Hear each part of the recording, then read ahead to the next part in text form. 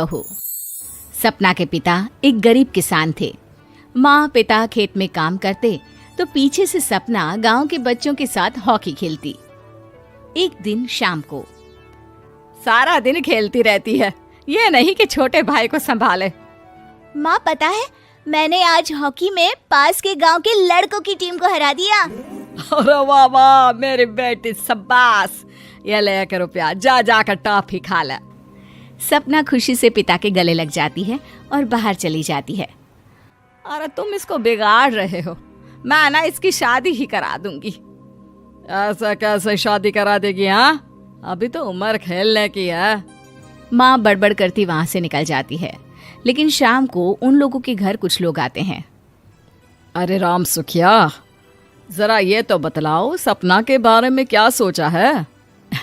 अरे क्या सोचना है मास्टर जी, पढ़ रही है, जितना पढ़ सकती है पढ़े, फिर शादी करवा देंगे, कोई अच्छा सा गांव का ही लड़का देख लेंगे। अरे तुम तो उसके पिता हो, तुमको कुछ नहीं पता? माँ घबरा जाती है। अरे का मास्टर जी, का पता नहीं, का हो गया? हम तो इनसे पहले ही बोल रहे थे कि लड़की की जात है, संभाल लो। अरे भाभी जी, आप भी ना कभी अच्छा भी सोच लिया करो। अरे सपना क्या खेलती है हॉकी, बड़े से बड़े आदमी भी नहीं जीत पाते हैं उससे। कल गांव में एक टीम आ रही है, लड़कियों की हॉकी खेलने उसे भेज देना, वहां शायद कुछ बात बन जाए। अरे ना मास्टर जी, कोई खेल वेल नहीं करवाना है हम लोगों को, वो भी शहर के लोगों के साथ तो बिल्कुल भी ना।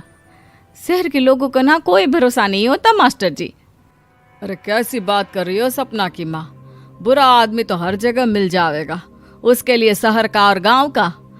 हाँ मास्टर जी, हम लोग तैयार हैं, कल आ जाएगी सपना वक्त से। माँ के लाख मना करने पर भी पिता सपना को हॉकी टीम के लिए भेज देते हैं। शाम को सपना वापस आती है, लेकिन लट के मुंह से। और क्या हो गया, मार खाई हो का? कौन मारेगा हमें? कोई मार वार खाकर नहीं आए।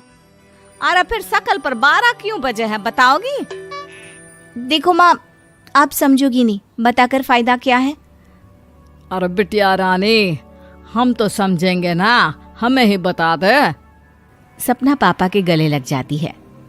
पापा, मैं ना सिलेक्ट हो गई हूँ भारत की हॉकी टीम में खेलने के लिए। अरे वाह, ये तो बहुत ही खुशी की बात है मेरे बच्चे।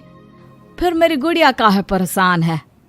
पापा, मुझे दिल्ली जाना पड़ेगा आगे की प्रैक्टिस के लिए। माँ जो सारी बात सुन रही होती है, जोर से चिल्लाती है। एक पैसा नहीं है मेरे पास, समझे? कुछ नहीं दूंगी। शादी के लिए लड़का फाइनल भी कर दिया है, कल्ले का बेटा, वो शादी कर लेगा तुमसे। सपना पिता की ओर देखती है। अरे देख सपना, खेलने दिल्ली जाना है तो सिर्फ इसी शर्त पे कि आकर कल्ले से बेटे से चुपचाप शादी कर लेगी, बोल। अरे ठीक है ना, कल्ले का बेटा तो बहुत ही समझदार है, सरकारी नौकरी है उसकी, मान गया वो तो सपना शादी कर लेगी। सपना भी धीरू, जो कि कल्ले का बेटा था, उसे जानती थी। वो मन ही मन सोचती है कि शादी तो वैसे भी होनी है, लेकिन माँ की ये शर्त मान गई तो जीवन जीने का एक मौका तो जरूर मिलेगा। हाँ, मुझे मंजूर है। हाँ, तो कल मैं उन लोगों को बुला लूं? पिता और सपना दोनों एक दूसरे को देखते हैं। अब माँ ठीक है ना, बुलाने की क्या जरूरत है, वो लोग पसंद कर रहे हैं ना मुझे, वही ठीक है। बस आप तो मेरा दिल्ली का बैग पैक कर दो। सपना दिल्ली जाती है, दिल्ली टीम के लिए खेलने के लिए। सपना खूब अच्छा खेलती है और गोल्ड मेडल जीत कर आती है। जब वो गांव आती है तो उसका जोरदार स्वागत होता है। हर कोई सपना सपना चिल्ला रहा होता है। और सपना के पापा, तुम्हारी बेटी ने तो गांव का नाम रोशन कर दिया है। गांव की तरफ से तुम लोगों को गांव में पक्का मकान और सपना को परिषद में पक्की नौकरी देने के लिए हम तैयार हैं। अरे वाह वाह, पक्का मकान, ये तो बहुत अच्छी बात है, लेकिन सपना की नौकरी नहीं चाहिए हमें। हाँ, कैसी बात कर रही हो सपना की माँ? लड़की की नौकरी रहेगी तो अपने पैरों पर खड़ी रहेगी, किसी के आगे झुकने की जरूरत ना पड़ेगी। अरे चुप रहो, हम तो नौकरी ना करते हैं, पर मजाल है कि किसी के आगे झुके हो। ना, हमारी बेटी नौकरी नहीं करेगी। पिता लाख समझाते हैं, लेकिन माँ नहीं मानती। और फिर वो दिन भी आ जाता है जब सपना को अपने कहे अनुसार लड़के से शादी भी करनी पड़ती है। ससुराल में। ए बहू, तू रोज रोज सुबह कहाँ जाती है? घर का सारा काम निपटा कर कहाँ भागती है? माँ का घर तो पास ही है, वहीं निकल जाती है क्या? नहीं माँ जी, मैं हॉकी खेलने जाती हूँ, मुझे खेलना पसंद है। खेलना पसंद है? अरे कैसी बात कर रही है बहू, शादी के बाद तो कोई लड़की खेलती फैलती नहीं है, वो घर का काम काज देखती है। सपना कुछ नहीं कहती।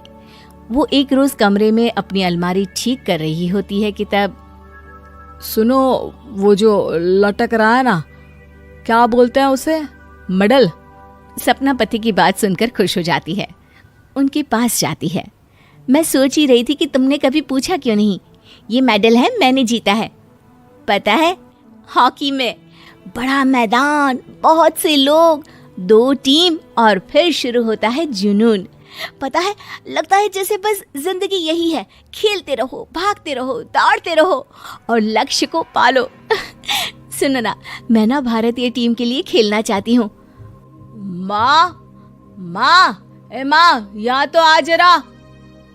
सपना हैरान हो जाती है कि ये क्या हो गया, पति अचानक से माँ को क्यों बुला रहा है। हाँ बेटा, क्या हो गया?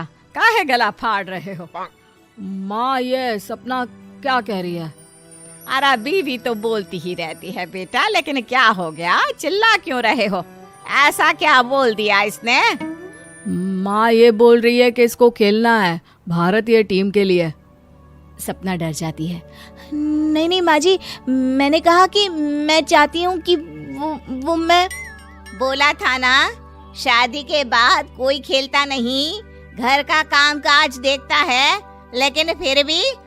नहीं माँ जी, ठीक है, मैं घर का काम देखूंगी, कल से मैं खेलने भी नहीं जाऊंगी, माफ कर दीजिए। सपना पति की तरफ देखती है जो माँ की तरफ देख रहा होता है। उसे गुस्सा तो आता है, लेकिन करती भी तो क्या, सास के सामने कैसे पति की क्लास लगाती। अरे बेटा, अब क्यों घूरे जा रहे हो बहू को? माँ, अभी इस बात का फैसला करके जाना, वरना ये तो तेरे कमरे से जाने के बाद मुझे। अब चुप हो जाइए आप, छोटी सी बात का बतंगड़ मत बनाइए। छोटी सी बात? बहू, ये कोई छोटी बात नहीं है। जो लड़की दिल्ली के लिए गोल्ड मेडल ला सकती है, वो देश के लिए भी तो गोल्ड ला सकती है ना।